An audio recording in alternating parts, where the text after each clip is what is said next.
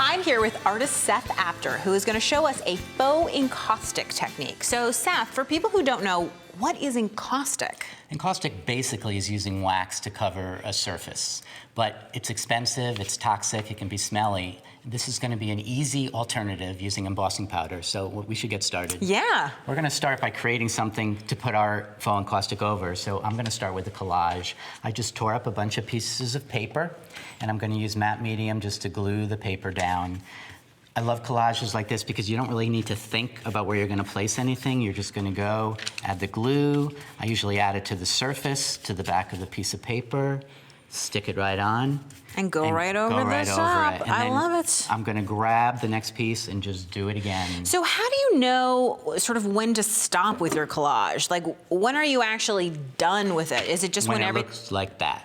Okay. No, it's just meaning that everything is filled, or meaning that there's a focal point. Like for me, I do it two different ways. I do it that I want to fill the background, and then also that I want to make sure that there's something that the viewer is going to look at. Okay. So in this case, it's the eggs, and everything else just recedes in the background. I'm going to now take some dye ink. Okay. I like the dye ink for this because it's blendable. I'm using a cosmetic sponge, and I'm just going to take a bunch of different colors. I don't care that the different color inks bleed together because on the sponge, because I want that on the collage. And you've chosen a lot of inks that sort of coordinate in color, right? Even though that's a red, it's kind of a dusty red. Yes, I'm going for a vintage look. You really can do any direction you want with this, but for me, I always want to be cohesive, so it might be all brights or it might be all vintage. Because I was going to say, like, this paper is actually darker than this paper, but once you ink over it, it kind of does blend it into one piece. It makes it cohesive, but you also do want some differences because it's more interesting when you put the faux encaustic layer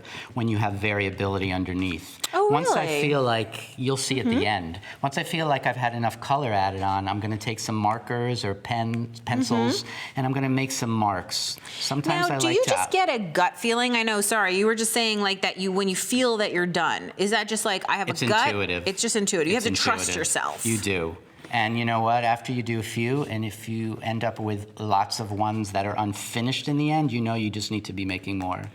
Sometimes I'm going to be very even, and sometimes I'm just going to be a little bit wonky. That's one of the beauties of this. I'm also going to go ahead and I'm going to add a little bit of what I call a frame around the edge. That's always important to me. And I'm going to go back to my ink pads, and I'm going to run them around the edge. Direct. Yeah, DTP they call it, direct to paper. It's that fancy term. I was going to say, you're not even using paper, though. You're using a piece of canvas board. Could you do this on paper? Could you do it on regular canvas? Could you do it on wood? Like, is there a reason? All of the above. Okay. And in fact, the embossing ink should work on everything. The last thing is I might use the ink pads to add a little bit more marks. You don't just need to use them for blending. And especially if I feel like there's an area perhaps in my collage where not much is going on. Okay. So I'm going to darken it up like that. You can really transform it. And that's, you know, you can get ink pads in triangle shapes and sort of oval shapes, circle shapes, square shapes, so you really can use just them. Pounce and make whatever shape of the ink Checkerboard. pad is. Exactly. Once you have that done, it's going to look something like that. You know, again, if you feel like that's not finished enough, by all means, add more. So we're now going to move to the embossing part, which is really the fun part, although this was fun too. You're going to get an embossing ink pad. An embossing ink pad looks like a stamp pad, but instead of having ink, it actually just has glue. It's an adhesive. Oh, really? I always wondered what the difference was. I know it's stickier and it stays wet longer, but I wasn't sure if the ink was the same thing. But the truth is that you could do this using dye ink as well. It will stick. Yes, and since dye ink doesn't dry quickly, it will hold the embossing powder. What I'm doing is shaking up the embossing powder, and I'm going to just pour it on. That embossing powder looks like it has crystals in it or something. It does, and those crystals make it translucent, and that is the key here. Okay. If you use an embossing powder that is opaque and has full coverage, you will lose your collage. You might as well not have made it. So what's really important is that you choose a translucent embossing powder, and you picked up on the crystals. That's what makes it translucent. You're always going to pour it back in. Right, because that is like, why would you waste it? So you just make a tube and go ahead and pour it back in. And then you're going to heat it up, and this is where the magic happens. That looks like a serious heat gun, like a serious heat gun. I'm all about it. I could strip paint, or I could make an embossing. Do you ever worry about burning your piece or anything like that? Yes, and sometimes I actually burn them on purpose. Really? But as long as you, yes, I love that look, but as long as you move it around a little bit and you don't hold it too close, you will find that they don't burn.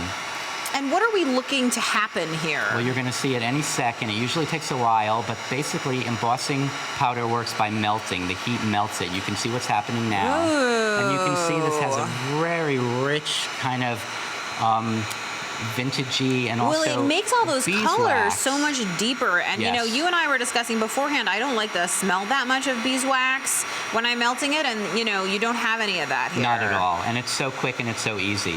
So you're going to melt this fully. One of the tricks with creating the faux encaustic is that you want your embossing layer to be quite thick. Okay. So we're actually going to continue to heat this up. Right. And once it's all heated up, you're going to turn the heat tool off and let it cool. It does not take long to cool. Okay. Once it cools, you're going to actually go through the same step two more times. So you're actually just adding layers. Now, each time Correct. you add the embossing powder, first you need to add that glue layer, right, with the embossing ink. Otherwise, the embossing powder won't stick. Could you pour embossing powder onto this before it's cool, and would it stick to it, or is that a terrible, messy, It's an amazing awful thing to idea? do. It would not work for the full layer of faux encaustic, but right now, if I had a different color embossing powder, I could sprinkle some in as long as the heat tool is not blowing it away. Okay. And it will stick and it will melt. So you Very can absolutely do that and add different colorations. Now, do you have to think about anything like make sure that you're heating on top of something that's like fireproof or anything like that, or is this pretty low-tech, but easy? I don't think you really need to. Okay. And what you're going to see is you're going to see this beautiful shine that you're going to get. But if you look closely, you're also going to see it's a little bit pitted. Yes, I see that. And so some people love that, and I like that often. But for the faux encaustic, what I want is smooth, which is why I'm going to do this 2 more times really quickly. Just layer this once it's cool, add the embossing powder, and do it. It's going to end up looking like that finished piece. It's nice and waxy and creamy, and it has a beautiful vintage surface to it. And that's lots of layers of just embossing powder. Exactly, it's so simple. And there's so much more you can actually do with this. If you look at the piece next to it, you'll see there's metal embellishments. Those are not added with glue.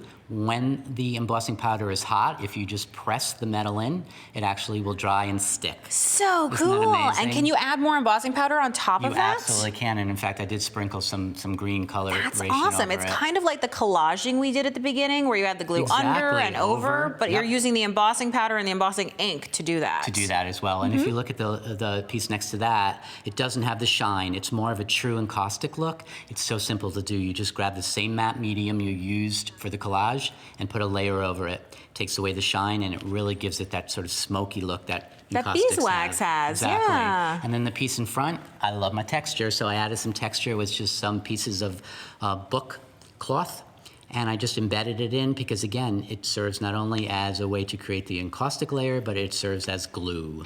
So you know what? We've been talking about when to stop, Seth, and what I realize is it's never time to stop. Never stop. Just keep making. Exactly. Awesome. Thank you so much.